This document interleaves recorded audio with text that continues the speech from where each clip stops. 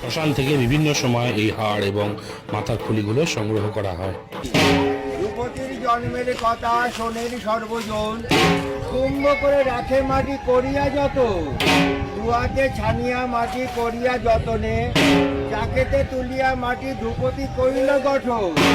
অগ্নি অঙ্গারি করি ধ্রুপতি পুরাইয়া, সুচন্দন গন্ধ পুষ্প গঙ্গা জল দিয়া, ওই দিঘি প্রদক্ষিণী করিয়া আজ ধূপ দিলাম ছাড়ি, ওই ধূপ ধ্রুপতি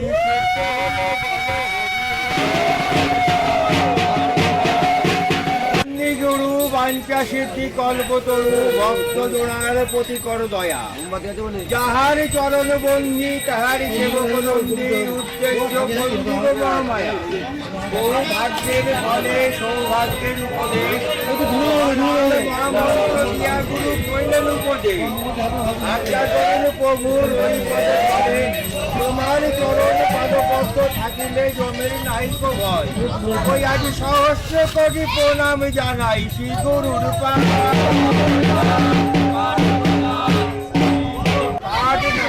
পাঠ নাচিল সিংহাসন, কোথায় ছিলে পাঠ তাহারও আসন, বয়সের পাদবান বিশ্বকর্মায় দেউলের কীর্তি পাদবান তিনি বলে জানে, বানেতে দাঁড়িল ত্রিশূল কাটা তিনি শাড়ি, শুল্ক বস্ত্র ধুতি দিয়ে পাদবান গিরি, বয়সের পাদবান পাটে দেখো আছে স্থূল, পাটের সম্মুখে দেখো মহেশের ত্রিশূল, এতক্ষণে নিয়ে এলাম সরোবরের কূলে,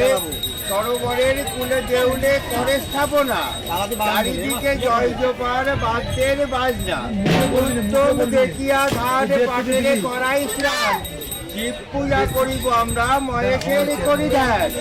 ওই তো বলেন সত্য গুরু গোলা মহেশ্বর, ওই আজ ঘাট পাট ত্রিশূল শুদ্ধ করিবেন এইবার।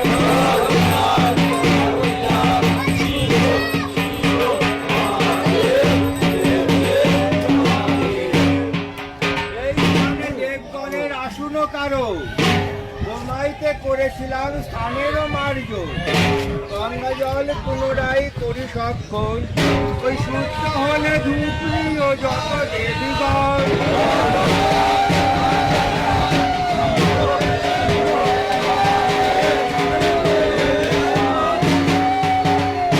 অতি দীর্ঘ পত্র আছে ধরণীর ওপর, অপবিত্র হলে কেহ চলিতে না পারে, হেনপত্র শুদ্ধ হেতু করিতে উপায়, স্বর্গেতে মন্ত্রণা করে যত দেবতায়, সব স্থানে গতি গয়া সদা সর্বক্ষণ, ওই আর পত্র শুদ্ধ করিবেন দেবতা পাবন।